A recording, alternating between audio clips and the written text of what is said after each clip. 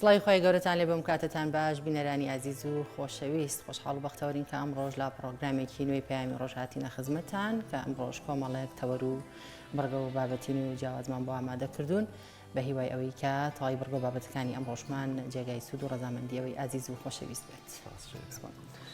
ئازیزان و خۆشەویستانی پەیامی ڕۆژ سڵاوی خی پەروەردگارتان لێبێت و ئەم کاتتان باش بە هیوای تەندروستی و لەش ساقی باش بۆ هەموو لایەکتان. تەوەری یەکەمی پەیامی ڕۆژی ئەم ڕۆمان قسەکردنە لەسەر دەست پێکردنەوەی گەشتی بە تایبەتی عومرە لە ئێستادا و ڕێنماییە تازە و نوێیەکان بۆ ئەوانی کە دەیانەوێ بەشدار بن لە گەشتی عومرە کۆمپانیەکان کەی دەست بە کارکردنیان دەکەنەوە. کۆمپانیا تایبەتەکانی حەج و عومرە بە تایبەتی ئێستا گەشتێکی عومرە لە هەرێمی کوردستانەوە لە مەکەی پیرۆزدا بۆیە دەمانێت بزانین ڕێنمایی تازە و نوێ بۆ گەشتیارانی عومرە چییە کە تەوەری یەکەمی بەرنامەکەمان دەبێت. تەوەری دووەمی بەرنامەکەشمان وەرزی سەرمایە هەرچەندە هەموو هەرێمی کوردستان گیرۆدەی بێنەوتین بەدەست حکوومەتی هەرێمی کوردستانەوە بەڵام توێژێکی کۆمەلگا هەن کە زیاتر گیرۆدەی با بڵێن نالەباریەکانی ژیان گیرۆدەی بێنەوتی بە تایبەتی لە وەرزی سەرما دەبنەوە کەویش خاوەن پێداویستە تایبەتەکانن کە پێویستە حکوومەتی هەرێمی کوردستان ئاوڕێکی جدیان لێ بداتەوە بۆ هەمیشە لە مۆرزە داوان دەبێت چاویان لە دەستی خێرخوازان بێت. بۆیە دەمانێت بزانین لە تەوەری دووەمی بەرنامەکەمانە بارودۆخی ژیانی کە مندامان لەم بارودۆخە سەخت و ناهەمواری هەرێمی کوردستان لە وەرزی سەرمادا چۆنە و ئەگە دەرفەت هەبوو لە کۆتایی بەرنامەشدا قسە لەسەر بەنداوەکان دەکەین لە ئێستادا کە ڕێژەی بارانبارین تا دێت زیاتر دەبێت بزانین بارودۆخی بەنداوەکان بە تایبەتی قسە لەسەر بەنداوی دەرمەندیخان دەکەین چەند ئاوی گلداوەتەوە و زانیاری زیاتر لەسەر بەنداوەکە پێتان دەڵێ. دەستخۆش بەڵێ ئەمانە و لەگەڵ چەندین راپۆرت و زانیاری سەرتاش دەچینە لای بڕگەی کەشەوە بزانین ڕۆژی کەشەوەی ئەمڕۆی سەرجەم شار و چارەشەکانی هەرێمی کوردستان چۆنە. فەرموون با پێکەوە بینەوی.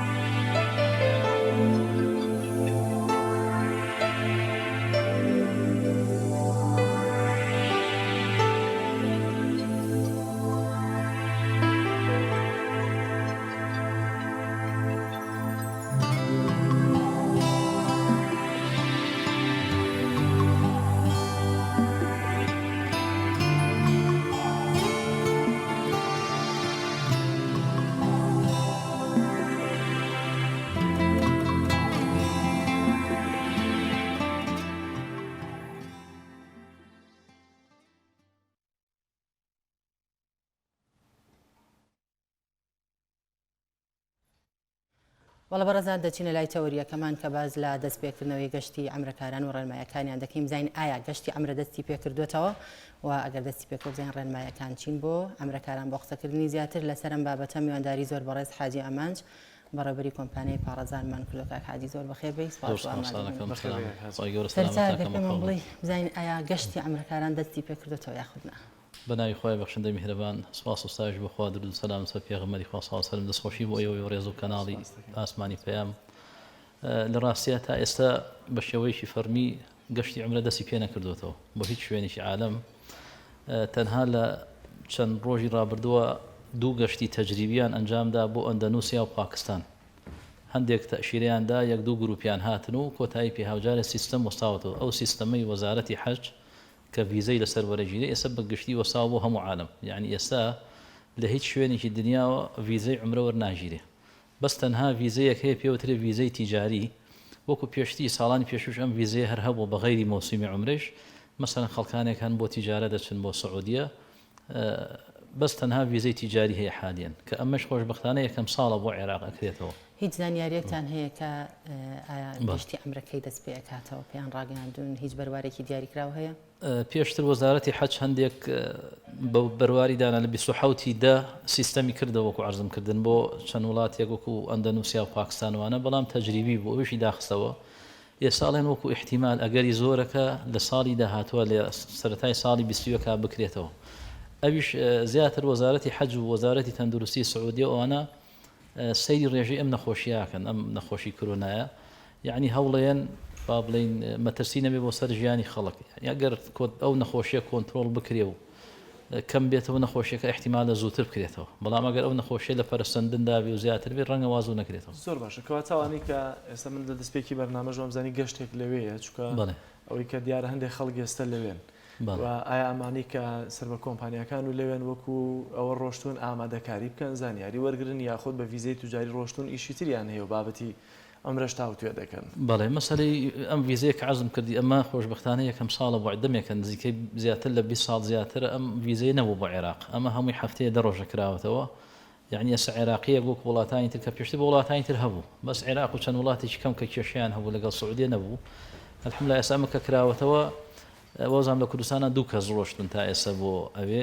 کۆمپانیەکانی تریش هەندێکیان وەریان گرتووە ئێمەش تەقدیمان کردووە خەڵکی تریش وەری گرتووە بەڵام من بە تەنیا مەسەلەن کەسێ دوو کەس بچم بۆ عومرە چی بکەم لێ کە دیارە ئەرکی کۆمپانیەکان ئەوەیە کە لە خزمەت گروپەکان ئابن کۆمپانیەکان ئەوەیە کە قافڵە بەرن بۆ عومرە نەک بە تەنها مەسەلەن من بچم بە تەنیا دوو سێ کەس بچین بۆ عومرە لە ڕاستیە ئەم ڤیزەیە بەس بۆ بەڕێوەبەری کۆمپانیا و مەسەلەن مۆزەفی ڤیزەیە توانن عومرە بکەن بڵێ مەبەستمەوە پرسیارە ویستمەوە بکەم ئایا تەنها تا یەک نەفەر تا دوو سێ نەفەر دەتوانن ببن ڕێپێدراون بەڕێوەبەری ڕێگە پێدرا و مەسەلەن کەسێک دوو کەس لەو کۆمپانیایە بەو ڤیزەیە توانێ بڕوە کاتێتە ناو سعودیەوە ئەتوانێت بۆ ڤیزەیەش بڕوا عومرە بکە کە چووە سعودی ئازادە جدە مەکە مەدینە ئەمان ئازادە بەڵام لێش وایە چونە ژوورەوە بۆ ناو حرەمەکان بەپێی ڕێژەیە ئەوێ دیارە سەرەتا ئەم وەزارەتی حەجی سعودیە کۆمەڵی ڕێنمایی ئەم ساڵ زیاتر دابەزانەوەیکی لەوانە ئەڵێ لە 18 ساڵ مناڵتر بێ نایڵێ بچێ بۆ عومرە لە 50 ساڵیش تەمەنی گەورەتر بێ نایڵێ بچێ بۆ عومرە یعنی ڤیزە ئەدا بە بینی 18 تا 50 ساڵ ئەمە لە سەرەتای ساڵی تازەشە ئەم مەرجە هەیە ئەم ڕێنمایان ئێستا وایە وەکو عەزم کردی ئەگەر خوا بکانە خۆشیەکە نەمێنێ و کۆنتترۆڵ کردی ڕەنگە ئەو ڕێنمایش نەمێنێ بەڵام لە ئێستایە ئەم ڕێنمایە پیاداکەن ئەمە خاڵێک تر کە ئەچیتە ئەوێ تا 3 ڕۆژ کەرەنتینە ئەبی لە فندقە لە ئوتێلە ئەمێنیتەوە تا 3 ڕۆژ دوای 3 ڕۆژ اینجا ئەپلیکیشنێکیان هەیە خۆیان لە وەزارەتی حەجی سعودیە لە ڕێی ئەو سیستەمەوە ئەبێ ئۆتۆماتیکی جەنابەت مەسەلەن ڕەزامەندی وەرگری 3 سەعاتێ بۆ دانێن گریمان لە سەعات 3 ڕۆژی مەسەلەن 20 یانزەوە ئەتوانی بچیتە حرەم تا سەعات 6 لەو 3 سەعاتە زیاتر بۆ نییە بچیتە حرەم دوای 3 ساعتەکە تێنە دەرەوە چەند کەس دەچێتە ژوورەوە بە یەکجار هیچ جوانە دیاری کراون ئەتە دیارە بەرنامەکەیان وا داناوە کە کۆنتترۆلی ئەو وەزعاکەن و لەو کاتە زیاتر بۆ نییە بمێنیتەوە لە ناو حرەمە ڕێنماییە نوێیەکان پێش و پێدانی ڤیزە بۆ ئێوە لەوەی کە بۆ جاران هەتا عومرەکار هەبوو ئێوە دەستان لێ ناپاراستووەتان بەر ئێستا ڕێنمایی تازە هەیە چەند کەس دەتوانن بە یەکجار گەشت بکەن و بیان بنوایە ئەو ڤیزەیە کام جارە دەترێت نرخەکەی هەرزانە گرانە هیچ جیاوازیەک دەکرێت بەگشتی زانیارە وردەکان چین بۆی کە چووکە هەندێک خەڵک هەواڵی کردنەوەی گەشتی عومرە دەپرسێت بەگشتی وا پێ ئەچێت تەکلیفی زیاتر بکات چونکە بۆ نمونە ئەگەر پێشتر تارەیەک باڵێن 168 سەرنشینی هەڵەگرت ئێستا ناتوانێت هەر هەمووی پڕکا لە خەڵک مەسەلەن نیوەی بۆیان هەیە نیوەی تیارەکە پڕکەن لە خەڵک ئەگەر پێشتر پاسێک 50 نەفەری تێ بکردایە کە 50 کورسی هەیە ئێستا 20 کە زیاتر ناوی هەڵگرێ ئەگەر پێشتر ژووری ئوتێلەکان ئەکسەریەتی 4 کەس و کەمتر و زیاتر بوون ێستا نابێت 2 کە زیاتر لە ژوورێکا بێ یعنی بەگشتی وا پێ ئەچێت کە تەکلیفەکەی زیاتر بێ اینجا مەسەلەی ئەم پشکنین و فەحسی کۆرۆنا و شتەش هەم لە سعودیە بۆکو باسەکرێکە هێشتا وەکو عەزم کردی چونکە نەکراوەتەوە نەچوین بەڵام بەپێی ڕێنمایەکان ئەبێ پشکنین بکە هەم لێرە لێت وەرەگرن احتیمالە لێوش هەر لێت وەرگرن یعنی بەگشتی تەکلیفی زیاترەکە ئەمەش هەمووی وەکو خۆپارێزیەکە بۆ ئەو نەخۆشیشتە کاک حاجی بۆ نمونە لە کوردستانە ئێوە چەند کۆمپانیایە دەتوانن سەفەری حەج ئەنجام بن ئەتوانن هەمووتان بڵێن یەک نەفەر تا 2 نەفەرێک بەرنیا تەنها یەک کۆمپانیا ڕێگە پێدراوە سەفەر بۆ حەج بۆ عەمرە بۆ عەمرە ئاساییە هەموو کۆمپانیا ئەتوانێت خەڵک یەک 2 نەفەرێک بێت بەڵێ بۆ یەک 2 نەفەر بەڵێ مەبەستمە پێشتر بەڕێز دامەژت بەوە کرد کە ئێمە ڕێپێدراوین نەفرێت تا 2 نەفەر لەگەڵ خۆمانە بێن هەموو کۆمپانیاکان نەتوانن هەر کۆمپانیایشی عێراقی بەپێی ئەو سیستەمی کە وەزارەتی حەج دایناوە بەڵگەنامەکانی تەقدیمەکە کە ئەم فلانە کەس بەڕێوەبەری کۆمپانیای ئەم ئەولیاتی کۆمپانیاکەیەتی فلانە کەسی بۆ منە مدیری بەشی عمرەیە لەم کۆمپانیا ئەمە ئەولیاتەکەیەتی کەسێ دوو کەس ویزەی بۆ وەرەگیری لەسەر ئەو کۆمپانیایە ئەمە شتێکی عامە بڵێ تازەترین قسەی عەرەبستان چی هەیە بۆ ورشێدا تازەترین قسەی سعودیە چی هەیە لەبارەی کردنەوەی گەشتی عمرە بەتیا بە دوایەوەی کە پاکستان و وڵاتەکەی دیکەش ئەمریان ئەنجام داوە بۆکو عەرزم کردن تەنها ئەو دوو وڵاتە وەکو تەجریبی چەند تەشیرێکیاندا و ڕحلیان ئەنجامدا و ئەویشان وەستانەوەتەوە ئێستا ئەگەری زۆرە وەکو باسیەکەن لە سەری ساڵەوە دەست پێ بکرێتەوە ئەویش لە 100% تەئکید نییە اینجا خاڵێکی تریش یەک کێشەی تر هەبوو ساڵانی پێشوو بەهۆی ئەوەی کە تیارە زۆر مەزبوط نەبوو بە تایبەت لە عێراق و لە هەندێک لە وڵاتانە لە ڕەمەزانە عومرەکاران مەسەلەن زیاتر لە مانگێک ئەمانەوە 30 ڕۆژ زیاتریان پێچوو لەوێ ئەوانەی کە بۆ مانگێگەچوون لە سیستەمی وەزارەتی حەجی سعودیش هەر کەسێک 30 ڕۆژ زیاتر بمێنێتەوە لە وڵاتە ئەوە تەخەلوفی پێڵێن لای ئەوان یعنی شتێکی بێقانونی کردووە هەر شەریکەیەکی سعودی ئێستا کۆمەڵی خەڵکی زۆری هەیە لەو بوارەیە کە مەسەلەن گریمان شەریکەی ئەو شەریکەیە میشی ڕەنگە 200 نەفەری هەبێ ڕەمەزان لە 30 ڕۆژ زیاتر ماونەوە ئێستا وەزارەتی حەجی سعودی شەریکەکەی وەستانووە ئەڵێ هەموو نەفەری ئەبێ 25000 ریال کە مبلەغێکی زۆرە غەرامە بن بە حکوومەتی سعودیە يعني لصاح هشتاي شركات السعودية سو هەمویان ڕاگرتووە ئەڵێ بێ تەصفیە ئەو غەرامانە بکەن ئەو شەریکاتانە کامانن ئەوان پێوەستن بە فڕۆکخانەکانەوەی نەخێ شەریکاتی حەج عومرە کە ڤیزە وەرەگرن لە کۆمپانیاکان بەڵێ کۆمپانیاکانی سعودی بەڵام ئەوان بۆ غەرامە دەکرێن خۆ بۆ نمونە ئێمە گەشتیارێکە لە دەرەوە دێل بۆن لە هەرمی کوردستانەوە لە ئێوە ڤیزە وەردەگرێت ئێوە غەرامە بکرێن یا وەزارەتی حەجی سعودی ئەم ڕێنمایە قورسانی کە دابەزان و طبعا ئەوان ئێمە ناناسن وەکو ڕاستەوخۆ وەزارەتی حەج لەگەڵ شەریکاتی سعودیا تەعاملەکە شەریکاتی سعودیش لەگەڵ شەریکاتی عێراقی وڵاتەکانی ترا تەعاملەکە یعنی هەر غەرامەیەک بێ طبعا ئەوان ڕوبڕی شەریکە سعودیەکانێکن شەریکە سعودیەکەی سەیری وەکیلەکانیەکە لەگەڵ وەکیلەکانیە تەعاملەکە بە دوو دەست ئێوە دەبێ غەرامەکە بدەن تا ئێستا شکر داوا نەکراوە بەڵام ئەوان لەوانی داواکەن ئیتر نازانین ئەخیرەکەی بەچووەکە کاک حاجی ئێستا کەسانێکن کە زۆر مشتاقی ئەوەن سەردانی عومرە بکەن ئێوە ناتوانن هاوکاریەک بکەن وەگەوەی کە هەموو کۆمپانیەکان نەفرێت تا 2 نەفەر توانن بەرن هەمووتان متەوەفق بن لەسەرەوە کە یەکسان ئەم بەناوی هەموو کۆمپانیەکانەوە ئەم نەفرانە بێت و عومریان بکات ئەم ڤیزەیە وەکو عەرزم کردن ئەمە چۆنەڵی فرسەتێکە تا ئێستا شتیوانە بووە اینجا ئەم ڤیزەیە بۆ 1 ساڵە یعنی لە ماوەی ساڵێکە ئەم کۆمپانیای ئەم بەڕێزەکە بەڕێوەبەری کۆمپانیاکەیە ئەتوانێت بەردەوام هاتوچۆی پێ بکە کە پێشتر ساڵانی پێش ئەمە هەر نەبوو ئمە هەموو سەفەری ڕۆشتین ڤیزەمان وەرگرتوەوە هاتوینەتەوە سوتاوە ڤیزەی ترمان وەرگرتوەوە یعنی بۆ هەموو جارە ڤیزەی تازەمان وەرگرتووە جا بۆی ئەم ڤیزەیە شتێکی ئەوەندە زۆر نیە ڕەنگە وەکو عەرزم کرد لە سلێمانیا 25 کۆمپانیا هەبێ کە سەفەری عومرە بکەن و کۆمپانیای حەج عومریان هەبێ و ئیشکەن لەو وارەیە ئەوە گریمان 20 کەسیشیان بگرت 25 کەسیشیان بێ بەمە ئیشەکە تەواو نابێت ئەم 20 کەسە گەر ئەمادەیان تیا بێت مەبلەغی پارە چەند بێ نرخەکەی بێنێەوە ئامادەیتان تێدا ئاسایی ئەگەر بکری ئێمە حەزەکەین بەردەوام یعنی چیشمان پێکرابێ لە ساڵانی ڕابردووە هەچیمان پێ بکرێ لە ئاسانکاری بۆی کە کەسێ بگا بۆ شوێنە پیرۆزانە بەڕاستی ئێمە قسوور ناکەین زۆر باشەکەی حاجی کەواتە با بڵێن بەڕێوەبەرەتی حەج و عومرەی هەرێمی کوردستان چی ئەڵێ ڕێنمایی ئەوان تازەیی چی ئێستا بۆ نمونە گەشتیارێکە گەربیە بچێتە سنووریەکە لە وڵاتەکانی دراوسیەوە دەبێت لەم سەرەوە 600,000 بزاتە پشکنینی کۆرۆنا لەو سەرەوە بێ 6 بداتە کۆرۆنا ئەمە هەر بۆ خۆی 100 دلاری لە ڕێ ئەڕوا بە ناحەقیش. بەڵام ئەو ڕێنمایە تازانی کە گەشت و عمرەی حەج و عمرەی هەرێمی کوردستان هەیەی بۆ کۆمپانیەکان چی؟ وڵا خۆزگە لەم کشاشە جوانەی کەناڵی پەیام و داواکەین لە حکومەت کە ئەم 6,000 شتێکی بەڕاستی نامەعقولە لەبەر ئەوەی کە من خۆم هەفتەی پێشوو لە ئێران بووم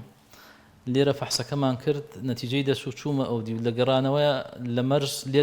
6,000ەکە و لێ وەرەگرن فەحسەکە دەکەن ناوەسن تا نەتیجەی فەحسەکە و دەرچێت یەکسەر لێ بڕۆ ڕقم تەلەفۆنێکی لێ وەرەگرن ئەگەر تۆ کۆرۆنا هەبوو تەلەفۆنە بۆ بکەن کە من چەند کەسم بینی و لەگەڵ مەتا ئێستا تەلەفۆنیان بۆ کەس نەکردو یعنی بەڕاستی ئەمە شتێکی منطقینی و معقولی لە ڕاستیە ئەگەر کەسێک لەو دی کۆرۆنای پێوە بێتەوە بۆ ئێرە ڕەنگە 3-4 ڕۆژ دوای ئەوە پێی بڵێن بەم 3-4 ڕۆژ ڕەنگە ئەمیش کۆمەڵی خەڵک تووشی نەخۆشی بکە لەبەرەوە بەڕاستی ئەمە شتێکی باش نین ئەساس هەر ناڵێن لە کۆرۆنا پێش ناڵێن چەند کەس بۆکو عەرزم کردی تا ئێستا نەمبیستۆ تەلەفۆنیان بۆ کەس کرد بێ وا پێ شتەکە زیاتر هەر مەبەستیان لایەنە مادیەکەی بێ خۆزگە ئەمە نەمایە لە ڕاستیە ئەمە بارگرانیەکە و بارقورسیەکە لەسەر خەڵک هەم بۆ ئێران هەم بۆ سعودی هەم بۆ هەر وڵاتێکە تۆ بڕۆی ئەم 6,000یانە لە ڕاستیە شتێکی باش نیە و نەمایە باش بوو ئەمە بۆ ئەمرەشەیە بۆ ڕێزانێک کە ڕۆشتون ئەو قەرارەی کە من بینیمە لە بیستومە لێرە لە هەرێم ئەڵێن هەر کەسێ بچێتە دەروی وڵات تر بۆ تورکیاچی بۆ عمراچی بۆ ئێرانەچی ئەبێ ئەو فەحسە بکرێ بەڵێ بەس لە کەرەنتینەش کرد و تێلەوێستی ڕۆژ کەرەنتینەکرێ ئەو ویزەی کە لێ درێ ئایا تعویزی ئەو 3 ڕۆژەت بۆ ئەکەنەوە ویزە کەرەنتینەتەکەن لەوێ ویزە کە تۆ ئەچیتە سعودیە هەتا مانگێک بۆت هەیە بمێنیتەوە لە سعودیە لەبەرەوە بلیتی تیارەکە دەزانێ مەسەلەن تۆ بلیتی تیارەکەت با بڵێن هەفتەیەکە یان 10 ڕۆژە تۆ 3 ڕۆژی لە سەرەتاوە لە ئوتێل تەواوە بێ پاشان 1 ڕۆژ بۆت هەیە بچیتە حرەمی مەککە لەوێ عەمرەکەت ئەنجام بی واتەکە حاجی هەر گەشتیارێک 3 ساعت بۆ هەیە بەڵێ ئیدی ناتوانێت بۆ بەیانێکی 3 ساعتی تر بڕاتەوە بۆ ناو حرەمی مەککە نایڵن بۆ ناو مەسجد الحەرام بەڵام بۆ ساحەکانی دەرەوە ئەوش هەمووی 2-3 ڕۆژە هەفتەیەکە لە ساحەکانی دەرەوەی مزگەوت ئەیڵن نوێشکەی لێوە ئەو 4 ڕۆژەی کە لە مەدینەی مدینە دەرگا کراوەتەوە الحەمدولیلا مزگەوتی پێ سەلەم دەرگای واڵایە بەڵام ئەوش بەڕێنمایی تەندروستی کە خەڵک لەیەکەوە دوورە و لەوێش وەکو عەرزم کردن ماسک ئەبێ هەمیشە ببەسترێ و تەنانەت بڕیاریشیان هەیە ئێمە جایوەیە گلەی لە دەسەڵاتدارانی خۆمانەکەن ئەڵێن 20,000 غەرامەی خەڵکەکەن لەوێ ئەڵێن هەر کەسێک ماسکدانێ 1000 ریال غەرامەیەکەن 1000 ریال نزیکەی 230 دۆلارەکە بۆ تەنها دقیقەیە تۆ ماسکەکە دانی ئەگەر پێ بزان لەو دقەیە 1000 ریال غەرامە دەکەن لە مەدینەش ڕێژەیە ینی بە پێی ژمارە ئەتوانی سەردان بکە یاخود لەوێ هەر کەس مدینە دەرگای لەسەر پشتە مزگەوتی مدینە هەم فراوانتر هەم ئەو قەرباڵغی نیە وەکو تەواف یعنی هەمووی لە یەک شوێن بسوڕێتەوە مدینە جنابتان بینیتان مزگەوتێکی گەورە و بەرفراوانە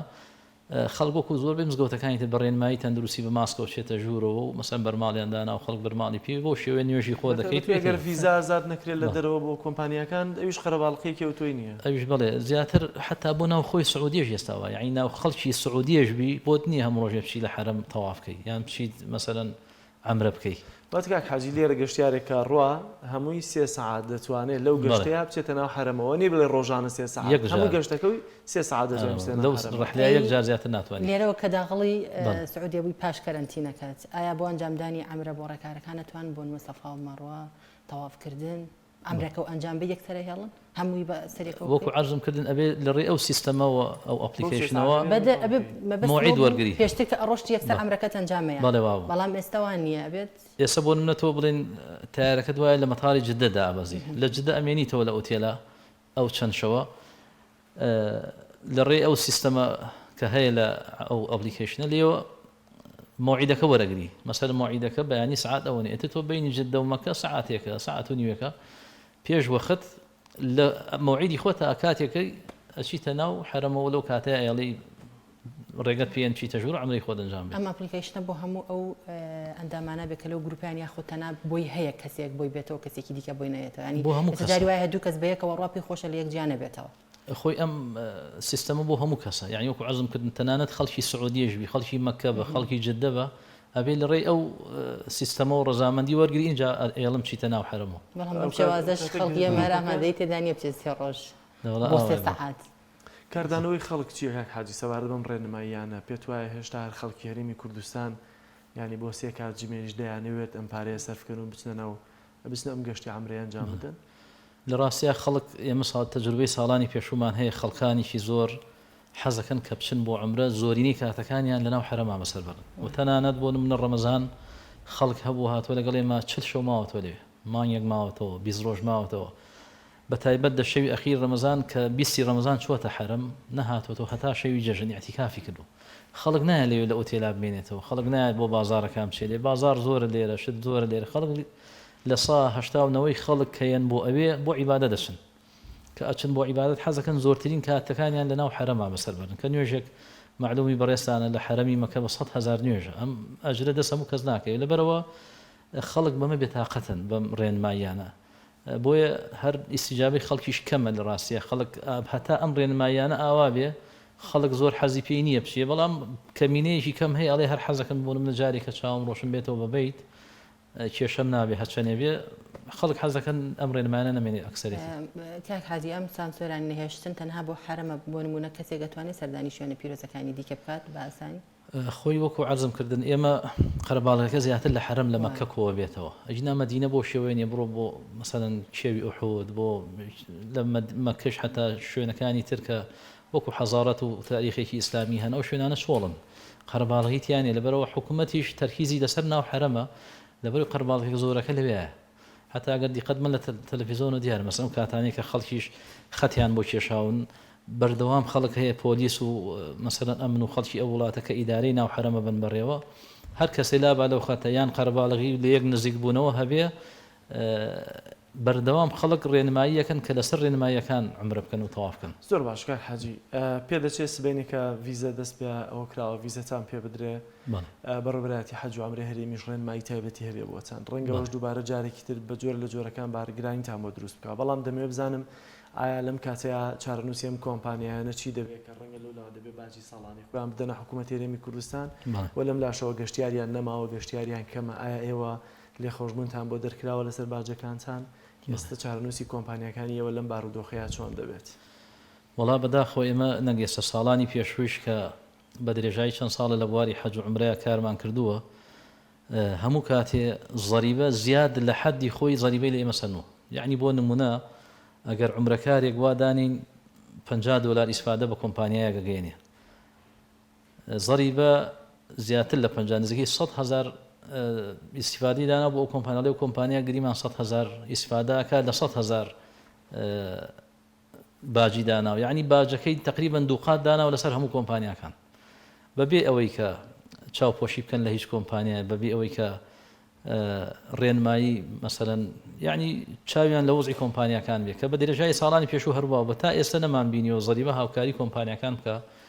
لەمە دووەش چاوەڕێ ناکەین لە ڕاستی هاوکاری بکەن کات ئەم ماوەیە بۆ نمونەوە تا ساڵێکە تا ئێستا حەج و ئەمانە ڕاگیراوە گەشتی عومرە هیچ لێ خۆشببوونێکتان بۆ دەرنەکراوە تا ئێستا نەبوو مەگەر ئەم دەمانگەەوە تقریبا لە مانگی دووە ئێستا عومرە وەستاوە یعنی ئەم ساڵ حساب کە شەریکات ئیشیان نەکردو بە گشتی احتیمالە کە تۆ ئیش نەکەی ئەم دەمانگە زەریبەی چی بێت چونکە زەریبە بە پێی نەفەر حساب لەگەڵەکە مەسەلەن ئەم ساڵ گریمان ئێمە 1000 نەفەر بین بۆ عومرە ئەو باجی 1000 نەفەر لە ئێمە سنێ کە من نەفەر نەبرم باجی چی دەم سەرێ لەبەرەوە پێشتر بەردەوام سنویان و بە زیادە و سنویانە بەڵام تر لەمە دووە ئەم ساڵ کە نەمان بووە احتیمالە نەیسەنن زۆر باشە ئەوەن دیزانیاریتانە بێ لەسەر حەج هیچ قسە و ڕێنماییەکی تازە هەیە بۆ ساڵی داهاتوو وڵی حەج تا ئێستا شتێکی زۆر تازە نییە چونکە وەزارەتی حەجی سعودی چۆن لە شتەکان هەنگاو بە هەنگاو باسەکە تا ئێستا باسی حەجی نەکردووە کە ڕێنمایی دابێ مەسەل ئەم ساڵ حەجەکرێ بەو شێوەیە بۆ شوێنە تا ئێستا شتێکی وانە وەزارەتی حەج و بەگشتی حکوومەتی سعودیە بە زۆری چاوی لەسەر ئەم نەخۆشی حتا ئەو وڵاتانەی کە لەژێر هێڵی سووران بەپێی ئەم منەظەمەی عالەمی سەحەی عالەمیە ئەوانە تا ئێستا حکوومەتی سعودیش لای خۆی لەژێر هێڵی سوورا دایناوە جارێ وازوو ڤیزەیان ناتێت تەنانەت ئەگەر ڤیزەی عومرەش بکرێتەوە ئەگەری هەیە چۆن سێری عراق بکە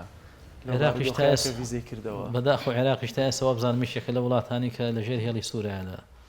منەظەمەی ئەمەی عالەمی ئامی سەحەی عالەمی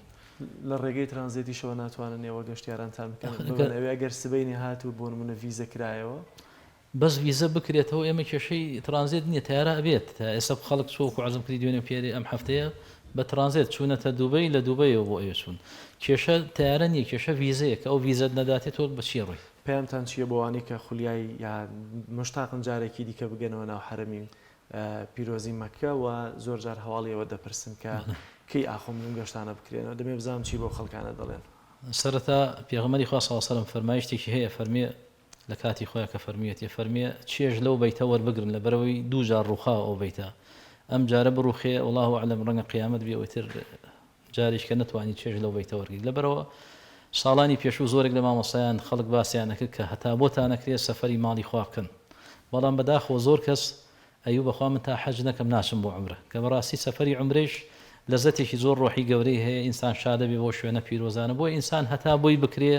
سەفەری ماڵی خوا بکە. ئەمە یەک. دوو إن شاء الله خوای گەورە فەرمێ فإن مع العسر يسرا، دوای ناڕەحەتی إن شاء الله خۆشیژی ئەم نەخۆشی و بەڵام موسیبەتە کە عالەمی گرێتەوە إن شاء الله خوای پەروەردگار لەسەر خێر هەڵی ئەگرێ و کۆتایی بەم نەخۆشیە ژێنێ و ژیانی إن شاء الله ئاسایە بێتەوە و سەفەری ماڵی خوای پەروەردگار إن شاء الله لەسەر خێر ئەکرێتەوە. خوای گەورە موفقتان کە دەستچاوتان خۆش زۆر سپاسان دەکەم. بەڵێ بینەرانی عزیز و خۆشەویست، ناوبڕێکی کورد وەردەگرین و دەگەڕینەوە وڵاتان و لەگەڵتان بەردەوام دەبین.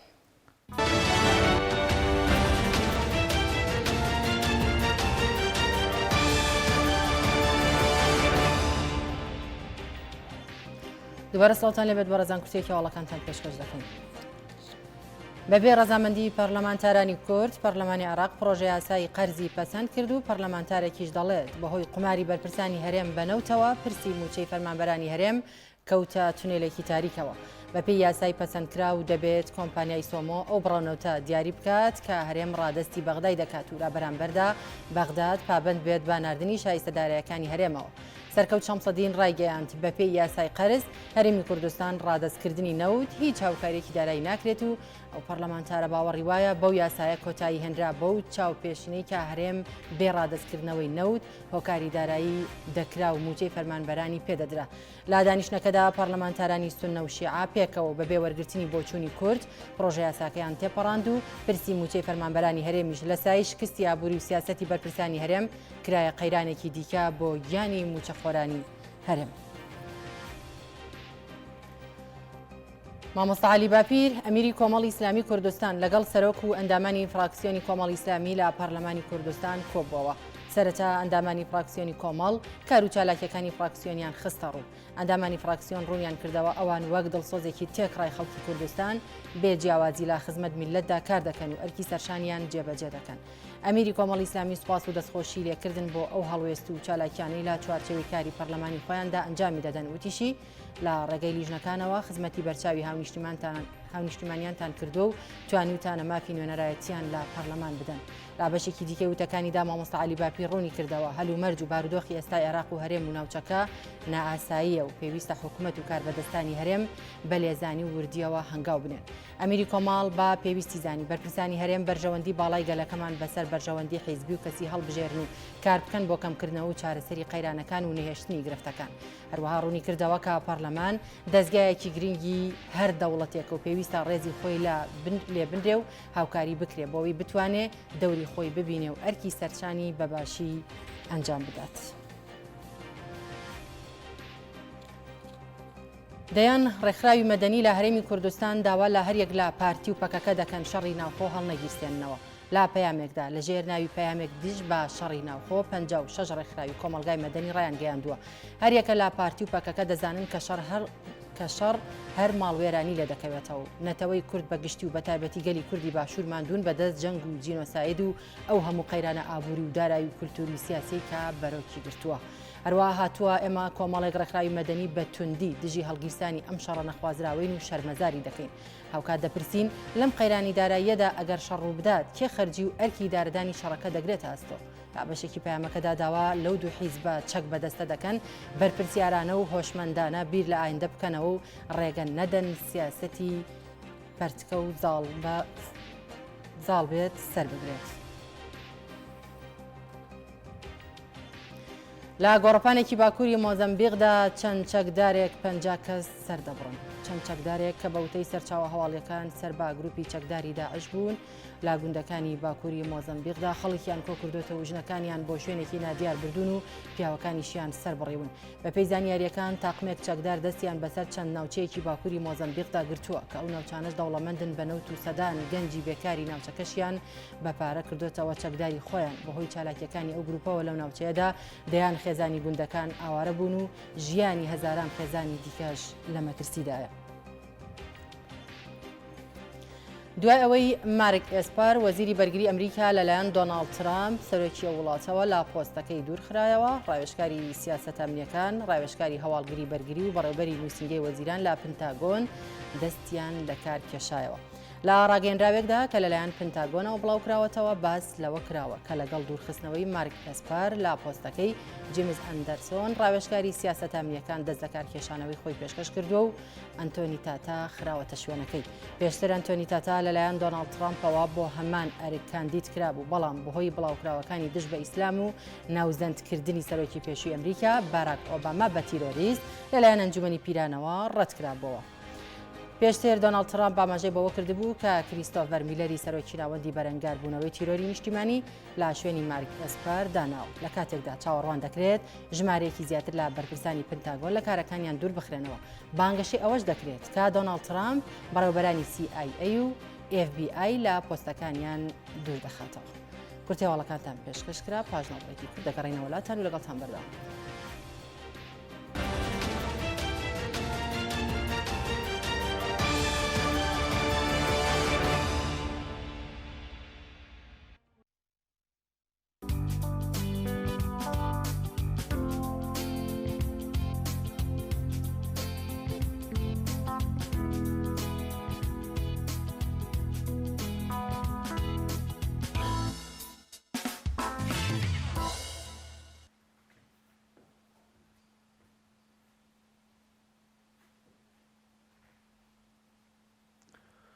بینەرانی عزیز،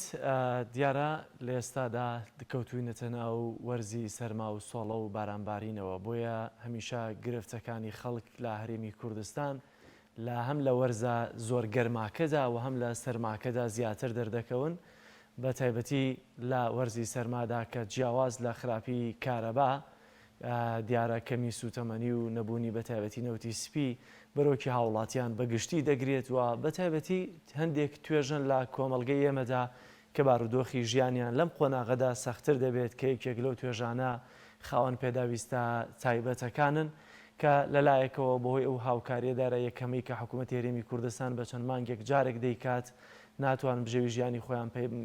بەڕێوە ببن و لایەکی دیکەشەوە ناتوان کار و کەسابەتێکی ئەوتۆ ئەنجام بدەن مەگەر چەند کەسێکی کەمیان نەبێت. گینا بارودۆخیان زۆر خراپە. بۆیە پێشەوەی کە بچینە سەر بابەتی تەوەری دووەم کە قسەکردنە لەسەر بارودۆخی ژیانی خاوەن پێداویستە تایبەتەکان لەگەڵ هاتنی وەرزی سەرما دەچمە لای پەیامنێرانمان کە دەچمە چەمچەماڵ سەرەتا لای پەیامنێرمان جەلال جەباری. جەلال سڵاوی خوا لێبێت، زانیاریەکانی ئەمڕۆی چەمچەماڵ چین؟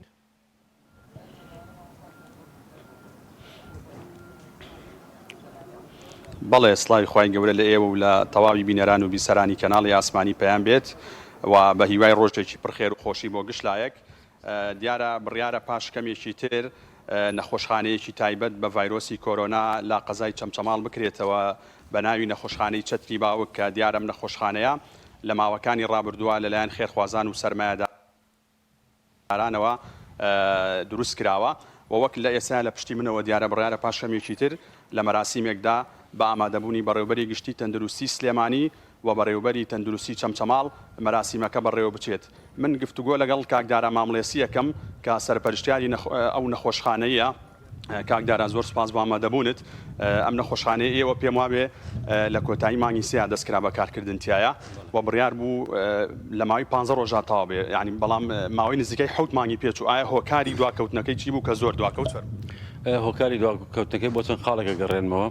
یەکەم ئەمە 25 قرێوڵەی بۆ ئێمە کردمانە 7 قرێوڵەی گەورەمان کردەوە دووەم سەرمایه‌داری سنووری شاری ئێمە هەمووی لە شوێنی کەوە هەستان هاوکاری جێگەیشکیان کرد کەس هاوکاری ئێمە نەبووە کۆوان دەستیان خۆش بێ فەرقی نییە کە هاوکاری ئێمەش دوم بێتن هەر یەک ئامانجمانە بووە و ئەوەی کە ئێمە مەسەلەن تاخیر بوونا ڕێگە ئێمە هەندێک شتمانی سوێ بە کوالیتی بکەین شتێکی جوان بکەین شتێکی ڕێک و پێک دەربچێ کۆی گشتی ئەمە یەک ئێسایی بینن لە ئێستا ئەم نەخۆشخانەیە چەند تەختیە و بڕیارە لە دوای کۆرۆنا ئێوە قسەتان لەگەڵ بەڕێوەبەراتی تەندروستی کردووە ئایا لە دوای کۆرۆنا ئەم نەخۆشخانەیە ئەکرێ بەچی کاکدار طبعا من سوپاسی دکتۆر فەرهاد دەکەم بەڕاستی دڵسۆزانە پێش ئەوەی کە کۆرۆناکە بکەینەوە موافقەی وەرگرتەوە بە دوای کۆرۆناش بکرا بە نەخۆشخانەیەکی مناڵان دیارە لە سنووری سەمسەوان ڕۆژانە ڕەنگە بڵێم 15 مناڵ ئیحالەی سلێمانی بکرێ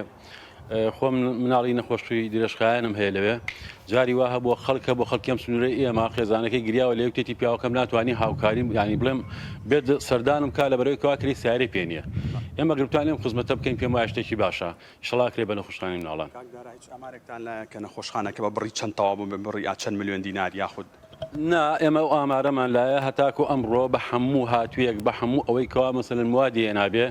ئەوەی کە بۆم نەخۆشخانەی هاتبێ 9 دەفتەر و 45 وەرەقەیە ئەمە لە کاتێکە لە کەلار تقریبا 110 دەفتەر هاتووە لە ڕانیە ملیار و نیوە هاتووە لە هەولێر 2 ملیار دینار هاتووە لا ئێمە کەمترین هاوکاری کراوە ئەرکەی زیاتر لە سەرشانی خۆمان بووە چیتانێ بۆ کەسانی کە هاوکارتان بوون چ مادی چ معنەوی وەڵام من چایەکە بە یەکان ماچەکەم لە وەسا لە کرێکار لە هاوڕێیانم مناوم ناوە هاوڕێیانم چکەمە ڕێگایکی خێر بوو بە تایبەت کارگەکان کەسایەتیەکان ئەوانەی کە هاوکاری ئەمە بوونە بەڕاستی ئێمە سوپاسیانەکەن چیان ماچەکەین سەر چاو بەڵێ کاک جەلال وەک کاکدارە ئاماژەی پێکرد بڕیارە پاشکەمێکی تر بە ئامادەبوونی بەڕێوەبەری گشتی تەندروستی سلێمانی و ژمارەیەک لە ئەندامانی ئەنجومەنی پارێزگای سلێمانی و بەڕێوەبەری تەندروستی چەمچەماڵ و ژمارەیەک لە بەرپرسانی حزبی حکومی لە سنووری قەزای چەمچەماڵ ئەم نەخۆشخانەی ئەمڕۆ بکرێتەوە و سوودی لێ بینرێت بۆ توشبوانی ڤایرۆسی کۆرۆنا لە سنووری بەڕێوەبەرایەتی تەندروستی چەمچەماڵ زۆر باشە سپاس دەکەین جەلال خواخێری خێرخوازانیش بنووسێلەوەی کە لە ماوەی هاتنی ڤایرۆسی کۆرۆنا کە بەرۆکی وڵاتی گرتووە بە خێر و چاکەکانیان توانیان چەند نەخۆشخانەیەک لە هەرێمی کوردستان و لە شوێنە جیاوازەکاندا بنیاد بنێن و ئەمڕۆژ بەرپرسانی تەندروستی دەتوانن پەتی کردنەوەکەی مەقەستێکی لێ بدەن و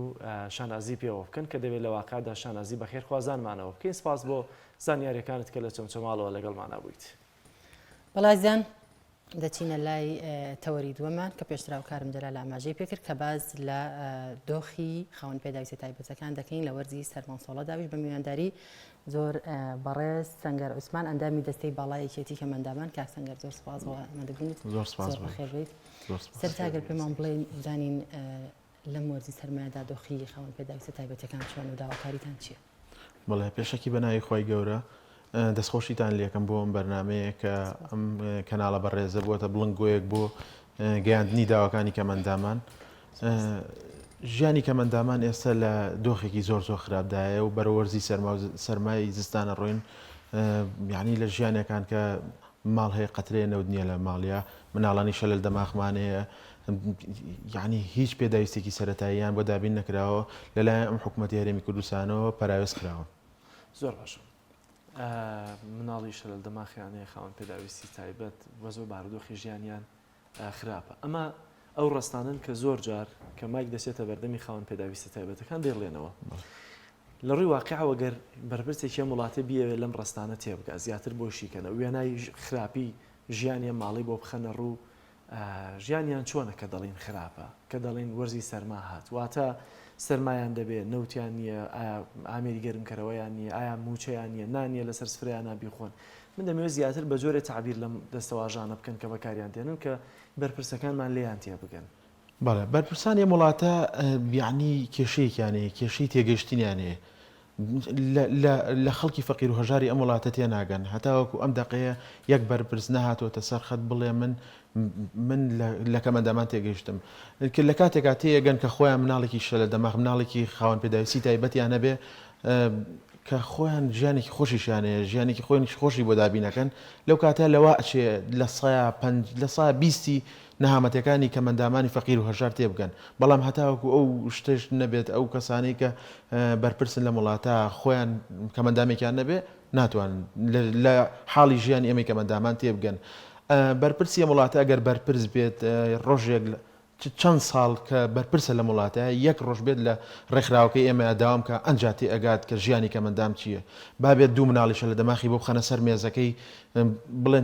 بڵێ پارەی دایبیەکەمان پێ نییە ئەوە تا دوێنێ بڵاو بۆتەوەڵێ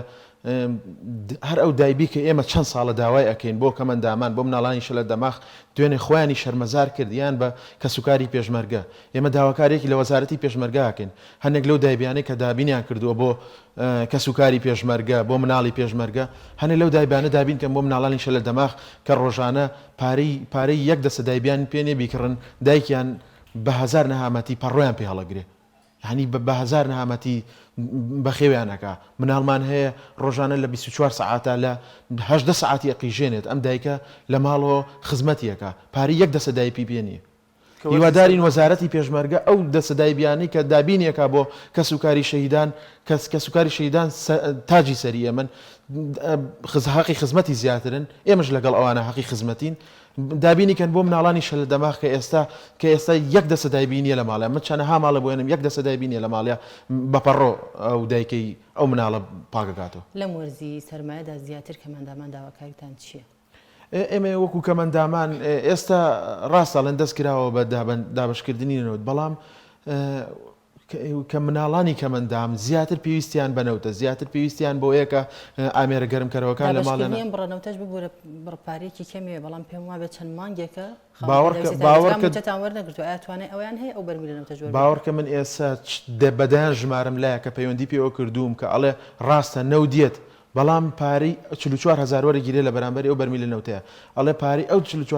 44,000 پێ نییە کە بیەم بە نەوتەکە شتێکم بۆ بکەن لەلایەن خێرخوازانەوە کە بتوانم ئەو بەرمی لە نەوتی پێدابین کەم بۆ مناڵەکان لەوەشە هیچ هاوکاریەکتان نەکراوە هیچ هاوکاریەکمان نەکرا خۆڕایی وەربگرن نەخێر تا ئێستا هیچ هاوکاریەکمان نەکراوە هیوادارم حکوومەتی هەرێمی کوردستان لەم بەرنامەیەوە گوێ لە دەنگ ئێمە بێت کە بتوانێت بۆم ئەو ماڵانی کە خاوەن پێداویستی تایبەتیان تایە بە شێوەیەکی خۆڕایی بیا بۆ ماڵ بەڕسمی داواتان نەکردووە بەڕسمی کورد پێشتر داوا بکەن بۆ ئەوەی کە ئەم بڕەنەوتەکەیت بۆ خاوەن پێداویستی تایبەتەکان بە خۆڕایی دابش بەڵێ ئێمە دەیان جار داوامان کردووە کە ئەو شایستانی کە ئەدرێت بە هاونیشتمانیان بۆ کەمەندامان یعنی بە شێوەیەکی فری بێت بەڵام حکوومەت یاریمی کوردستان هەتا ئێستا کەمەندام دوو هەنگاوچێتە پێشەوە حکوومەت هەنگاوێ گەیەنێتەوە دواوە کاک سەنگەر ئێستا بۆ نمونە وەزارەتی شەهیدان باشە بڕەنەوتێک زۆرجار لە زستانان دابین دەکات بۆ خێزانە شەهیدەکان و هەندێک جاریش بە ڕێژەیەکی زۆر کات پارە یاخود هەر بە فری دابینی دەکات بۆچی وەزارەتی کاروباری کۆمەڵایەتی ئەمەتان بۆ ناکات لە کاتێکە ینی کەسوکاری شەهیدان کە خۆی موچەکەیان زۆر لە خاوەن پێداویستی تایبەتەکان باشترە و ڕاستە مافی خۆیان امتیازاتی خۆیانەوە دەبێت لەوە زیاتر خزمەتیش بکرێن بەڵام بارودۆخی ژیانی کەسوکاری شەهیدان زۆرینەیان زۆر باشتر لە خاوەن پێداویستە تایبەتەکان بەڵام وەزارەتی شەهیدان نەو دابین دەکات وەزارەتی کاروباری کۆمەڵایەتی بۆچی هیچ نەبێت ڕێژەیەک لەنەو دابین ناکە بۆتان وەزارەتی کار و کاروباری کۆمەڵایەتی و وەزارەتی دارایی یەکێکن لە وەزارەتانەی کە بوون بەبار بەسەر ژیانی کەمەندامانەوە وەکو وەزارەت وەکو شەخص نەکە لە ناو وەزارەتەکانن ئەم وەزارەتانە بۆ خزمەتی کەمەندام دانراون بە تایبەتی وەزارەتی کار بۆ خزمەتی کەمەندام دانراوە بەڵام حتا ئێستا تەحەداکەم بەسیترین خزمەتی کەمەندامی نەکردو بەسیترین خزمەتی چین و توێژی هەژاری نەکردو لە وڵاتەیە حتاوەکو ئێستا من نەمبینی و بڵێ وەزارەتی کار ڕۆژە لە ڕۆژان ئەم خزمەتی بە کەمەندامان کرد ئیلا ئەوە نەبێت لەگەڵ وەزارەتی دارایە دەستێکەڵەکەن و بۆ بڕینی موچەی کەمەندان هەم دیسان کەمەندان بێتەوە سەرجادە و لەسەر جادە دەربکرێت و خێمە هەڵبدات هەر ئیشی ئەم وەزارەت ئەم دوو وەزارەتی کە باسم کرد هەر ئەمە بووە ئەینا هیچ شتێکی تری بۆ ئێمە کەمەندام نەکرد ڕێکخراوی کەمەندامان چی توانیوێتی تا ئێستا هیچ شتێک بکات بۆ کەمەندامان ئێمە لە یەکێتی کەمەندامانی کوردستان توانیمان لە ماوەی کەرنتینا لە ڕێی خێرخوازانەوە توانیمانە هەتاوەکو ئێستا نزیکەی 15,000 ماڵ هاوکاری بکرێن بە خواردن و بە پارە و بەجلیش ڕێژەی کەمەندامان چنێ ڕێژەی کەمەندامان لە هەموو هەرێمی کوردستان لە 89,000 زیاترە تقریبا لە سلێمانێکی دقیقە لەلاتانە بەڵێ بەپێی ئەو کلێکێتەکە ناویان تۆمار کردووە ئەوەی کە لێکێتەکە ناوێن تۆمار کردووە نزیکەی 10,000 کەمەندامە بین بەڵام ئێمە بە چەند ڕێکخراوێک دابەشکراوین ڕێکخراوی کورتە باڵا و نبینەوەمانە جیاوازم بە ئەو ڕێکخراوی ئێمە ئەو کەسانە گرێتەوە کە پەلەکانیان لە کار کەوتووە و مێشکیان لە کار کەوتووە بەدەل لە ڕێکخراوی کەمەندامان ڕێکخراوەکانی دیکەتی چونکە زانین کە لە هەرێمی کوردستاندا کۆمەڵک ڕێکخراومان هەیە کە هاوکاری فەقیر و هەژار و کەم دەرامەتەکات ئەوان تا ئێستا هیچ هاوکاریەکیان کردوون بەدەمتانەوە هاتوون زیاتر ئێمە لە ڕێی دەوڵەمەند و خاونکارەکانی ئەم وڵاتەوە توانیمانە بە شێوەیەکی زۆر کەم بتوانین هاوکاری کەسانی خاون پێداویستی تایبەت بکەین وەکو ڕێکخرا و هیچ ڕێکخراوێکی وانە چەند مانگەوە موچەتان وەرنەگرتووە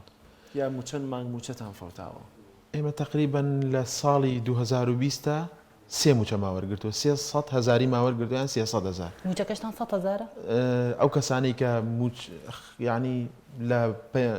لە حکومەتە کارەکەن 100,000 ئەو کەسانی کە هیچ موچێکیکیان نییە 150,000 150,000ەکە سێ موچەکە کە وەرگیراوانی 150 بووە خۆیان پێیان درراوە بەڵێ 150,000 پێ درراوە لە ماوەی ئەوە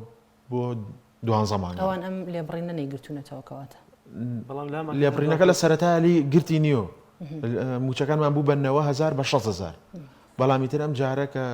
بە فشاری ڕێکخراوەکە مندامێکە فشاری ئەو ڕێکخراوی ئەمە زیاتر نەیگرتەوە باشتر بوو بەڵام هەوڵێک هەبوو لە وەزارەتی دارایی بۆ بڕینی موچەی کەمەندام کەوتیان ئەمە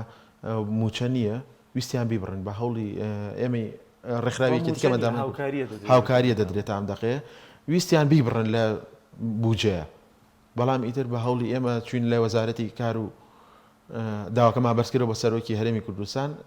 ئێشتا جواب نەدراونەتەوە بزانین ئەبڕێت نابڕێت ئەو موچەی کە فەوتاوە لەمە پێش زۆر باشە کاکسەگەر باشترین موچە خۆرتان وەکو خاون پێداویستی تایبەتەکان بە درێژایی یان زەمانگی ڕابردوو 450,000 وەرگرتووە ئەوی دیکەشتان 300,000 وەرگرتووە لە ماوەی یان زەمان بە 450,000 دینار بە چی ژیان بەڕێ دەکەن ئەوە وەرزی سەرما هات پێویستان بە پێداویستی ژیان زیاتر دەبێتەوە باوەڕکە ئەو ژیانی کە مندامانی تایە من حەزەکەم یعنی ئێستا ناتوان بە چ زمانە تعبیری بکەم یعنی بڕۆ لە ماڵەکانیانەوە ئەنجازانی لە ئازاری ئەم خەڵکانە کە ماڵ هەیە 6 کەمەندامی تایە ماڵمان هەیە 3 کەمەندامی تایە هەرسێکیشە لە دەماخە دایک و باوکێکی پیرانێ باوکیشان نابینایە یعنی هەتاکە نەچیتەوە ماڵان و نازانی دایبی بەکارێنن کاک سەنگەر ئێوە بۆ خۆ پیشاندانەکانتان بێ ئەنجام دەرەچێت ئایا کەمەندامان لە ناویە کاتەبان تۆ باز لە ڕێژەیەکی زۆرەکەی کە 89,000 کەمەندام هەیە ئەگەر هەمووی بەیەکەوە بڕژێتە سەرجادە و بەیەکەوە داوا بکەن و خۆ پیشاندان ئەنجام بدەن ئەنجامێکی دەبێت بەڵام هەمیشە کە دەیبینین تەنها ڕێژەیەکی زۆر کەم ئامادەی تێدای خۆ پیشاندان ئێمە وەکو یەکێتی کەمەندامانی کوردستان چەند جارێک چوونەتە هەولێر لە بەردەم ئەنجومەنی وەزیران بە فشار خێمەیان پێلا بردوین کەمەندامان بەڵام ڕێژەتان کەمە هۆکارەکەی ڕێژە زۆرە هەمووی بەیەکەوە تەبابێت و بچێتە سەر شەقام لەوانەیە بتوان ڕاستە کەمەندامان یعنی هێزێکی ئەویان نییە کە بتوانن حکومت بەو شێوەیە بجوڵێ ئەو ڕێژەکە ماتوانێت بێتە سەرجادە مناڵانیشە لە دەماغ ناتوان بێنە سەر بەرگەرما و سەرمای سەرجادە لیان بات و لەم لاوە ئەم هەموو معاناتیانێن لەو لاشە ئەم هەموو معاناتی تریشیان بۆ دروستکەین ئێمە ئەو کەسانی کە ئەتوانین زیاتر هەتاوەکو ئەو ڕۆژی کە بە مافەکانی خۆمانەکەین بۆ لێکەتی کەمەندامانی کوردستان ئامادەین لەسەر شەقامین هەتا ئەو ڕۆژی مافەکانمان وەڵامتان نەدرێتەوە ڕێکاری چێنەبەر ئێمە بەس ڕێکارە مەدەنیەکانمان لە بەردەسایە و 500 ڕۆژماندانەوە بە حکوومەت هەرێمی کوردستان کە بزانین ئەو موچەی کەمەندامان کە فەوتاوە لە ماوەی ئەم ساڵە تقریبا 9 مانگمان ئەفەوتێت هەستەکەم هەتا حکوومەت بەتەمانێ موچە باتاوەکو سەری ساڵ ئەوتام شەو قیاسی قەرزشکە پەسەند کراوە حکوومەتی عراقی جاریدی ڕەنگە شایستەداریەکانی هەرێم نەنێرێت هەستەکەم موچەی کەمەندام 9 مانگی ئەفەوتێ لەم 9 مانگەیە فەرمانبەرانی تر کە باس کراوە کە ئەم موچە ئەبێ بە پاشەکەوت بۆیان بەڵام ئەوەی ئێمە باز نەکراوە ئەیانەوێ تقریبا 8 ملیارد دینارێکە بەتەمان بخورێت بەڵام ئێمە تا ئێستا باسی نەکردەوە بە پاشەکەوت دەیکا بە پاشەکەوت نایکا باسییان نەکردو ئەیانەوێت لە ژێر شتێکی لێ بکەم بەڵام ئێمە وەکو یەکێتی کەمەندامان بێدەنگ نابێت لەسەر بەڵام من هەست دەکەم هەستەکەتان بەهێزە وەکو حەوت موچەکەی ڕابردووتان ئێوەژە موجیانتان نەفەوتێ زۆر باشە دەمێت لە بزانم ئێوە بەچی ئەژین لە فەراغی ئەوەی کە حکوومەتی هەرێمی کوردستان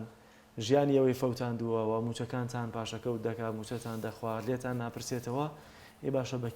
بەچی ئەژین و کی هاوکارتانە وڵی کەمەندامان سپاس بۆ خۆی گەورە مەگەر بەس خۆی گەورەیان ژێنەیە خێرخوازان هەن کەم کەمێک هاوکاری کەمەندامەکەن بەڵام وڵی هەر ژیانێکی کولەمەرگی ینی ژیانێکە حتا نەچیتە ماڵەکان و نازانی ئەم ژیانی ئەم ماڵانی کە مناڵیشە لە دەماخی تەیە مناڵی ئۆتیزمی تەیە مناڵی کەمەندامی تەیە نازانی ژیانی ئەم ماڵانە چۆنە یعنی لە ژیانەکان زۆر قورسە. ڕۆڵی ڕێکخراوەکان خێرخوازیەکان کەسایەتی خێرخوازیەکان چی بووە لە بەدەمەوە هاتن و هاوکاریەکان بۆ خاوەن پێداویستە تایبەتەکان بەگشتی پێم وایە لە هەموو بۆ نۆمەراسیمێکا دەستیان هەبووە لە وەرزەکاندا لەو کاتێک کە کەمپینتان ڕاگەاندووە هەمووی ڕۆڵیان هەبووە لەوەی کە هاوکارێکی باش بن بۆیەوە هەرچەندە ئێوە زیاتر لەوە پێویستان پێیەتی. بەڵێ ڕێکخراوەکان بە هەموو توانایەکەوە یان بە هەموو توانایەکەوە بە جستەی ئەو کەسانی کە لە ڕێکخراوەکان هیچەکەن کار ئەکەن بۆ ئەوەی ژیانی ئەو کەمەندامانە دەستەبەر بکرێ بەڵام حکوومەت گوێ لە ڕێکخراوەکانیش ناکرێ ینی حکوومەتێکمانەیە زۆر سەیرە هەر بێباکە لە ژیانی کەمەندا. بەڵام مەسە کۆمەڵێک ڕێکخراو هەیە کە بە شێوکی زۆر باش و بەرچاو یارمەتی هەژار و کەم دەرامەتدا ئێوە ئەتوانن کە لەو ڕێژەی ئەوانەتان کە زۆر مستحقن کە ژیانیان زۆر لە خراپیایە پەیوەندی بۆ ڕێکخراوانەوە بکەنەوە ئامادەیان بەدڵنیایە و ئامادەیان تێدا ئەو ڕێکخراوانەی شەیە ڕاستە ڕێکخراوان ئێوە ئەتوان ببن بە وەسیلێک بۆی بیان ناسێنن بۆ ڕێکخراوانیان ڕێکخراو خۆی نەزانێت کەسێک هەیە کەمەندامێکی خاوەن پێداویستی ڕاستە ئەو ڕێکخراوانە هەن هاوکاری ئەەکەن هاوکاری کەمەندامانیشان کردەوە بەڵام تۆ کەمەندامێ ئینێریتە لای 100,000 دیناری ئەداتێ ینی دەستیان خۆشەوە دەستخۆشیان لێکن بەڵام لە نەبوونی هەر باش لە نەبوونی باشترە بەڵام 100,000 دینار بەشی 2 هەفتە دایبی ناکە یەک دەسە دایبی بە 12,000 دینارەکە بۆ 2 ڕۆژی بەکارێنە.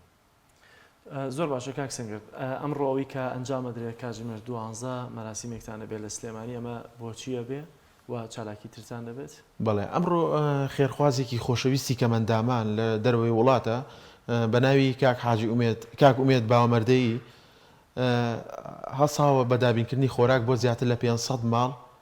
کە دابەشیەکە بەسەر 500 ماڵی خاوەن پێداویستی تایبەتە ئەمە چەند جارێکە ئەم خێرخوازە بەڕێزە یعنی هاتۆ بەدەم هاواری کەمەندامان و ئێمە زۆر سپاسیەکەین ئەمڕۆ ئەو ڕێوڕسمەمان هەیە کە 500 خواردنی ئەگا بەدەستی ئەمە و دابەشەکەین بەسەر 500 ماڵی خواردنە یاخود بەس خواردنە. هیچ هەوڵێکەیە لای خێرخوازەوە حکوومەت ڕەنگە بە جۆر لە جۆرەکان دەستی لێ بشوێ کرد بە تایبەت وە کاماژت پێکرد کە هاوکارتان بێت لەم وەرزی سەرمایە لەوەی کە نوتی سپیتان بۆ دابینکە ئێوە هەوڵەکانتان چیە داواکاریتان چیە بۆ خێرخوازان کە لەم وەرزی سەرمایەدا بە دەرەجەیەکەوە پێویستان بە نوتی سپی و گەرمکەرەوە هەیە بۆتان دابین بکەن. ئێمە هەوڵەکەمان داواکارین لە ئەو کەسانی کە کار بەدەستن و خوا پێداون بێن بەهانەی ژیانی کەمەندامانەوە ئەوانیش لە وڵاتەیە بوون بە دەوڵەمەند و سەرمایەدار لە وڵاتەیە یعنی لەسەر خوێنی ئەم وڵاتە بوون هیوادارین باوەڕەکەی لاواچێ 1000 میلیاردەر هەبێت لەم سلێمانەیە هەتاوەکو ئێستا بە پەنجەکانی دەستە ژمێرێکە هاتوون بە بەهانەی ژیانی کەمەندامانەوە یعنی لە دەکەس تێ ناپەڕێ ئەم هەموو دەوڵەمەندەمانێ باواز لە حکوومەت بێنین حکوومەت یعنی زانیمە حکوومەت هیچ نییە بۆ کەمەندام هیچ نییە بۆ کەسای فەقیر و کەسایەتی دەوڵەمەندەکان وەکو ڕێکخراوەکان بۆ منە بەخشین دەستگای خێرخوازی بەخشینمانەیە ئەمانە هیچ هاوکاریەکتان کراوە؟ ئێمە زۆر سپاسی دەستگای بەخشینەکەین چەندەها جار ینی بینیمانە لێرە و لەوێ کورسی کارەباییان بۆ کەمەندام کردووە ینی ساڵانە لە ڕەمەزانە ساڵانە بەردەوام هاوکاریەکان ئەگەێنێتی فراختان بۆ پڕکاتەوە؟ بەڵێ بە باشیش فراخێکی پڕکردوێتەوە باشە سپاس بۆخوا ڕێکخراوی بەخشینێکێکە لەو ڕێکخراوانەی کە هەردەم هاوکاری ئەمی کەمەندامان بووە. دوایین پەیامتان بۆ باقی خەڵکی خێرخواز لەوەی کە ئێستا بارودۆخی ژیانی کەمەندامان خراپە وەرزی سەرمایە کە هاوکارتان بن چیان پێ دەڵێن؟ وەڵی پەیاممان بۆ حکوومەتی هەرێم ئەوەیە یعنی بەزووی بێن بەهانەی کەمەندامانەوە هیچ نەبێ موچێکی کەمەندامان بن داواکارین لە خێرخوازان یعنی بەرەو سەرما ڕووین سەیری ماڵ و مناڵی خۆتان کەن یعنی سەیری ژیانی خۆتان کەن بزانن لە ماڵەوە مناڵەکانتان گەرمێتی مناڵی کەمەندام هەیە دایم چونکە کێشەی دەماریە دایم قاچی ساردە ئەبێ دایم لە بەردەم گەرمکەرەوەی کابێ هیوادارین بێن بەهانایانەوە هیچ نەبێ بەرمی لێ نەوتیان بنێ کورە 5 دەبە نەوتیشان بنێ ئێمە سپاسیانەکەین و دەستخۆشیان لێکەین. کاکسەنگەر زۆر بە کورتی دەرفەتم لەمەوە دەمەوێت بزانم ئەم بارودۆخەنە لەبارە بووەتە هۆکاریەوەی کە خێزانی خاوەن پێداویستی تایبەتەکان هەڵۆشێنرێتەوە. بەڵێ دەیان خێزانمان هەیە ئێمە لە ڕێکخراو لە لامانەکە لە هەڵۆشانە و لە مەحکەمان و لەبەر نەبوونی و لەبەر نەدانی توانای ئەویان نییە کرێخانوو بن بەس کرێخانوو بن هەنی ماڵمان هەیە 4 مانگ کرێخانووی لایە لەسەر ئەوە لەگەڵ مێردەکە ژیانێکی خۆشیشان هەیە مناڵیشیان هەیە ینی خۆشترین یەکتریشان خۆشوێ بەڵام لەبەر نەبوونی پرۆسەکان خەریکە فەشەلێن. وڵە زۆر سپاس بۆ بەڕێز سەنگەر عوسمان ئەندامی دەستەی باڵایەکێتی کەمەندامان زۆر سپاس. ئازان و خۆشەویستان دەچینە لای ڤیتیەک لەسەر یەکێک لە خۆشنووسەکانی هەرێمی کوردستان کە دیارە پێشەنگایەکی خۆشنووسی کردووەتەوە با پێکەوە بینەریەوە ڤیتیە بین کە پامێرمان هوشیار محەممەد بۆی ئامادە کردوین.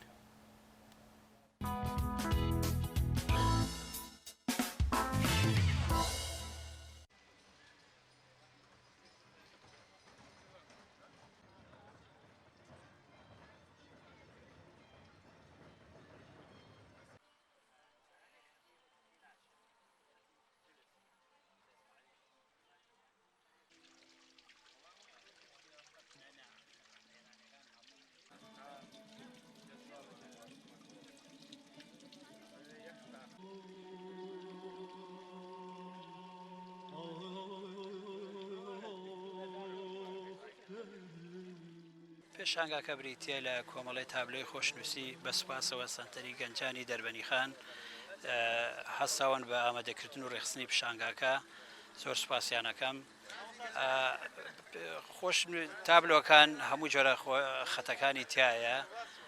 زیاتر بایەخم بە خەتی نەستەعلیق و شکستە داوە و بایەخشم بە خەتی معەللا داوە کە خەتێکی نوێیە لە ساڵەکانی 2000 و سەروتر خەتەکە داهێنراوە لەلایەن خۆشنووسی ئێرانی بەناوبانگ حەمیدی ئەجمی. هونەری خۆشنووسی هونەرێکە جێگەی سرنجە لە هەموو جیهانە، بە تایبەتی لە جیهانی ئیسلامیە. تابلۆ ئەم تابلۆیە کە ئیسە لە پاڵێ وەستاوین بریتە لە دوو تابلۆی یەکەمیان ئەمەیان نووسراوە إن هذه أمتكم أمة واحدة وأنا ربكم فاعبدون بخەتی ثلث نووسراوە لەسەر شێوەی گوازە نووسراوە. ئەوەی تریشان بریتە لە خەتی جەلی دێوانی کە ئاەتی وإذا قلتم فاعدلوا ولو كان ذا قربى بخەتی جەلی دێوانە و بەخەتی معەللا نووسراوە و بسم الله الرحمن الرحیم کەش بە خەتی محقق نووسراوە.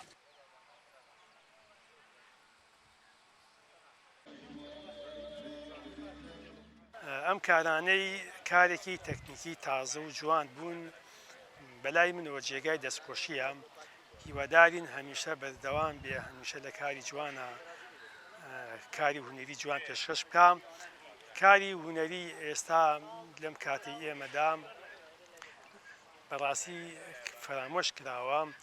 و کاری کەم لەسەرەکرێت، ئاوا کەم نەبێ و کە کۆمەڵی خەڵک ئاوا بتوان بەشداری لە کردنەوەی پێشانگایەکە بکەن. مامۆستا جەمال هەمیشە لە پەیجەکانیا و هەروەها لە پێشانگای سەجادە و پێشانگای ناوهۆڵە بەشدار بووە، کارێکی باشی کردووە و هەمیشە جێدەستی دیارە.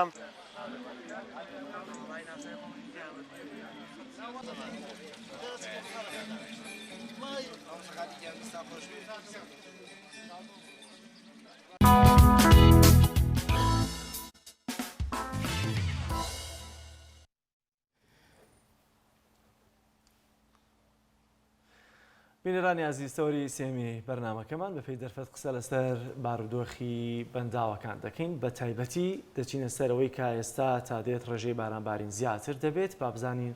توانای گلدانەوەی ئاوی دەربەندی خان و بەگشتی بارودۆخی بەنداوی دەربەندی خان چەندە و چۆنە. لەگەڵ میوانەکەمان زۆر بەڕێز ڕەحمانخانی بەڕێوەبەری بەنداوی دەربەندی خان قسە و گفتوگۆ دەکەین. کاک ڕەحمان زۆر سپاس بۆ دەرفەتە. دەمەوێت بزانم لە ئێستادا ڕێژەی بارانبارین لە بەنداوەکەتان چۆنە و چەندە ئاوتان لە ئێستادا گل داوەتەوە بەپێی ئەو پێوانەی کە خۆتان دیاریتان کردووە. بەڵێ زۆر سپاس بۆ ئێوەش. دیارە ئەم ساڵ تا ئێستا 4 ملیمەتر باران لە کەشناسی دەربەندی خان تۆمار کراوە و خۆتان نەزانن هێشتا ئێمە لە سەرەتای زستانین. ئەو بارانەی کە باریوە داهاتێکی زۆر لە سەرچاوەکانەوە زیادی نەکردووە. تەنها یەک ڕۆژ لە ماوەی هەفتەی ڕابردووە تەنها یەک ڕۆژ بڕی 6 سنتیمەتر ئاستی ئاو لە بەنداوی دەربەندی خان زیادی کرد. دەنا ڕۆژانە ئاستی ئاو ئێستاش لە بەنداوی دەربەندی خان دابەزێ. ڕاستە ڕێژەی دابەزین کەمتری کردووە لە جاران کە داهات بە بە شێوەیەکی زۆر ڕێژەی کەم زیادی کردووە بەڵام ئێمە ئەوەی کە مەترسیە ئەگەر ساڵەکە باراناوی نەبێ یا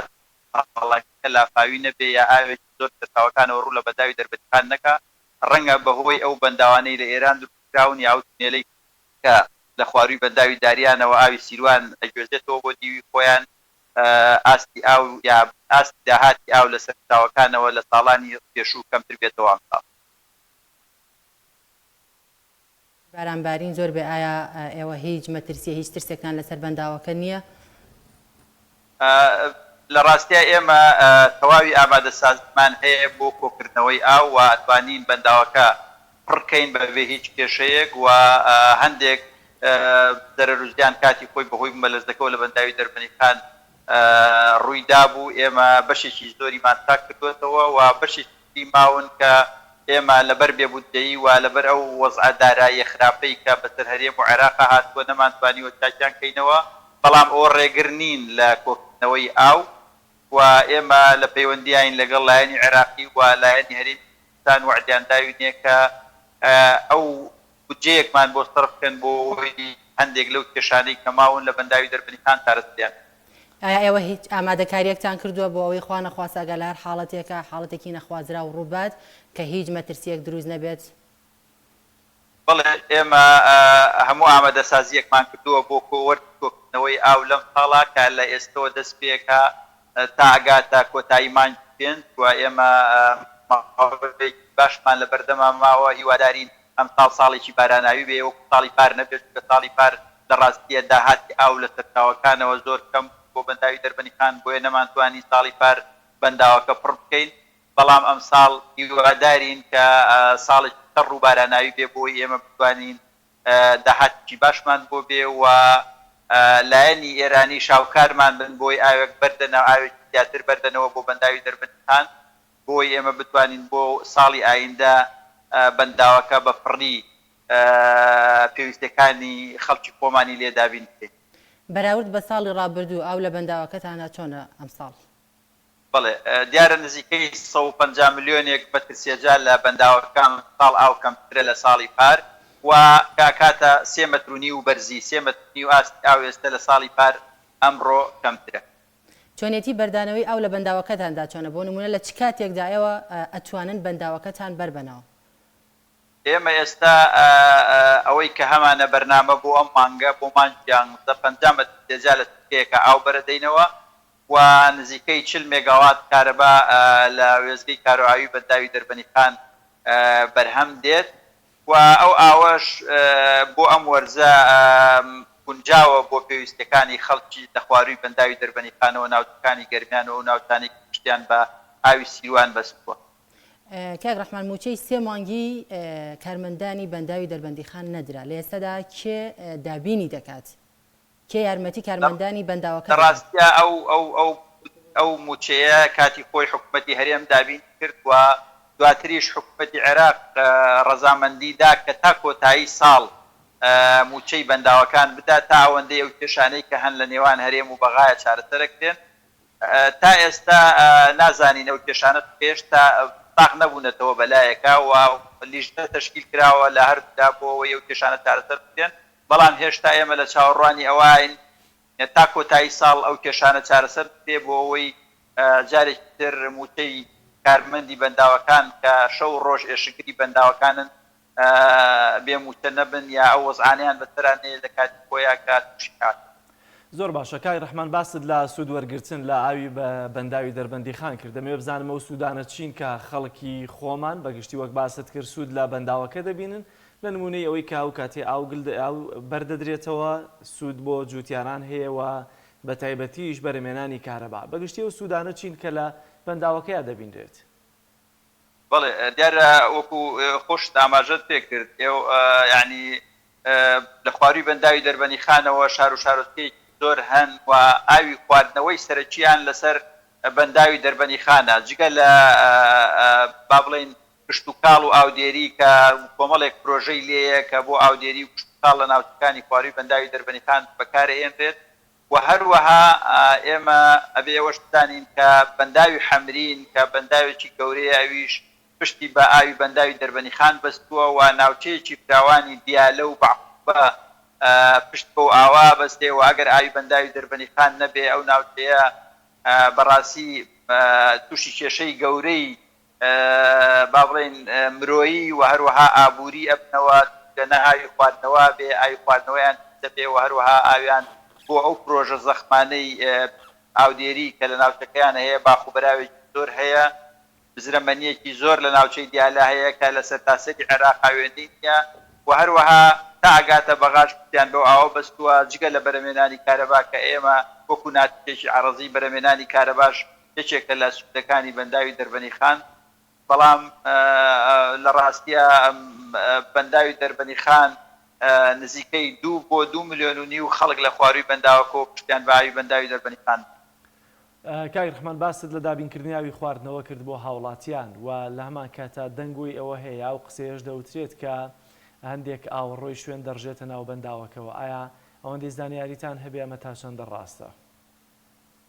بەڵێ دیارەوە ڕاستە بە تایبەتی ئێمە تانجەرۆ لەبەرەوەی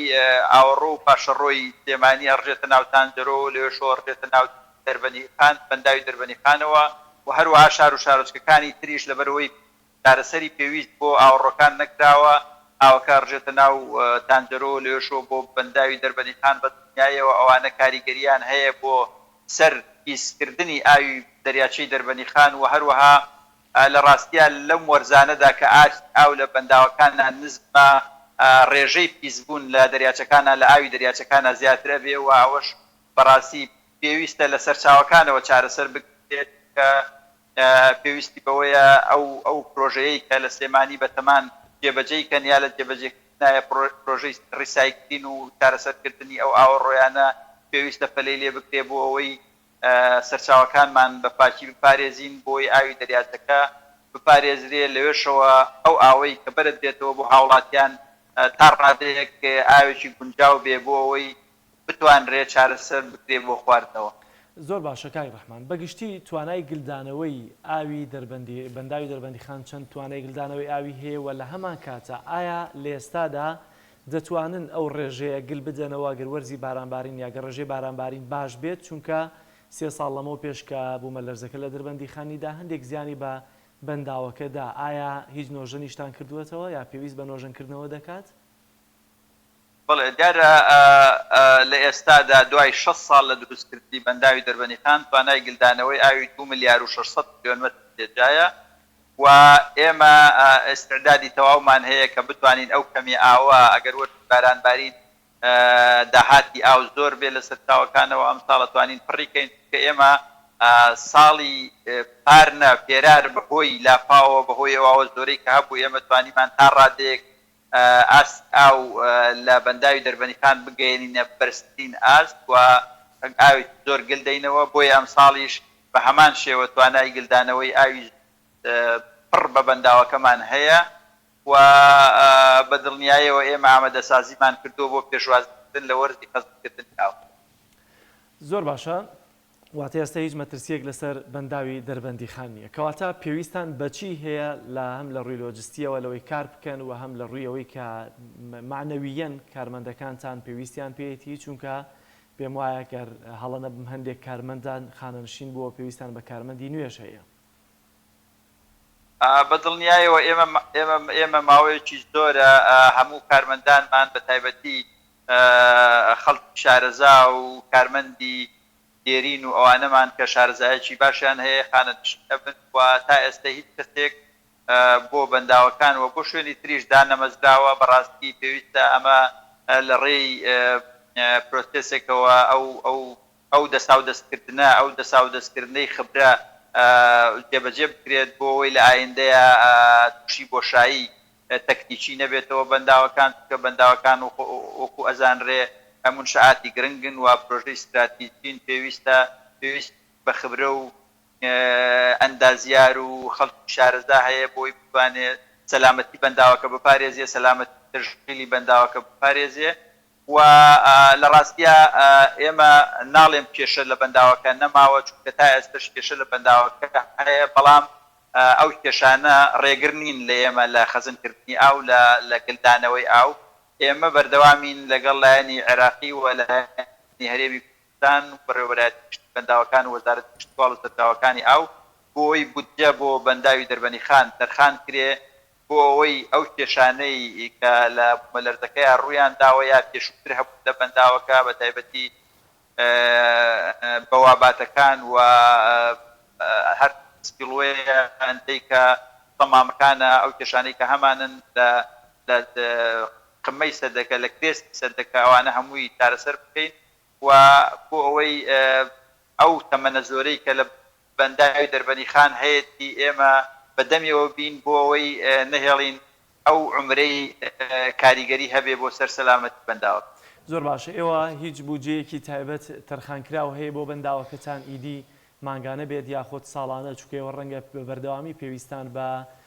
ئەوەی هەیە کە سیانەی ئامێرەکانتان بکەن یاخۆت پێویستە بوجەیەک لە بەردەستانە هەبێت هیچ بوجەیەکی دیاریکراو هەیە لە بەردەستانە؟ ئێمە لەلایەن هەرێمی کوردستانەوە بودجەیەکی تەشغیلی کەم بۆ ڕایکردنی کاروباری ڕۆژانە هەمانە بەڵام لە ڕاستیا بودجەی پێویستمان بۆ سیانەکردنی بەنداوەکە نییە کە ئێمە خۆتان نەزانن یعنی بەنداو پرۆژەیەکی زۆر زۆر گەورەیە یعنی چەندین پارچەی گەورەی لێیە تەنها یەک دەرگای لەو هەموو دەرگایی کە هەیەی دیکەی 95 تەنە ئەمانە ئەگەر سیانەکردنیان پێویست بێ پێویستیان بە پارەیەکی زۆرە لەبەرەوە بە بودجەی ئاسایی ڕۆژانە ئەوەی کە کاروباری ڕۆژانەی ئیداری دایرەکەی پێڕاپەڕێنی بەشی سیانەکردنی بەنداوەکە ناکە بۆیە ئێمەش لە ڕێی وەزارەتی کشتوکاڵ و سەرچاوەکانی ئاوە داوای بودجەمان کردووە بۆ ئەوەی بتوانین هەموو ئەو کێشانەی کە ڕوئەدەن یا هەن لە بەنداوەکە چارەسەریان. ئێوە تەنسیق و هەمانگیتان لەگەڵ لایەنە پەیوەندیدارەکان بە هەم وەزارەتی کشتوکاڵ یاخۆت سەرچاویەکانی عێراقەوە چییە وایە هیچ لەژێر هیچ فەرمانێکی ئێوەی عێراقیدا هەن وەکو بەنداوەکەتان؟ لە ڕاستیا تەنسیق بەردەوامە لەگەڵ لایەنی عێراقیش ڕێی بەڕێوەبەرایەتی هەرێمی کوردستانەوە لە ڕێی بەڕێوەبەرایەتی گشت بەنداوەکانی عێراقەوە جۆرێک لە هاوەنگ تەنسیق هەیە و ئێمە هیچ شتێک بە ئەوامری ئیلزامی جێبەجێ ناکرێت ئەگەر بە هەواهەنگی و تەنسیق و کۆبوونەوەی هاوبەش و ئەوانەیان نەڕوە لەبەر ئەوە ئێمە تا ئێستش دایرەیەکین سەر بە وەزارەتی کشتوکاڵ و سەرچاوەکانی ئاوین داریەن سەر بە حکوومەتی هەرێمی کوردستانین بەڵام تەنسیقی تەکنیکی و هەروەها تەشغیلی بەنداوەکەمان لەگەڵ لایەنی عێراق. زۆر سپاس بۆ بەڕێز ڕەحمانخانی بەڕێوەبەری بەنداوی دەربەندی خان سپاس کە لە بەنداوەکەوە لەگەڵمانەوەی کاک ڕەحمان. بەڵێ بینەرانی عزیز پرۆگرامی ئەمڕۆمان بە کۆتا گەیشتا پرۆگرامێکی دیکە بەخوای گەورە و باڵا دەستانە سپێرین خواتان لەگەڵ. خواتان لەگەڵ.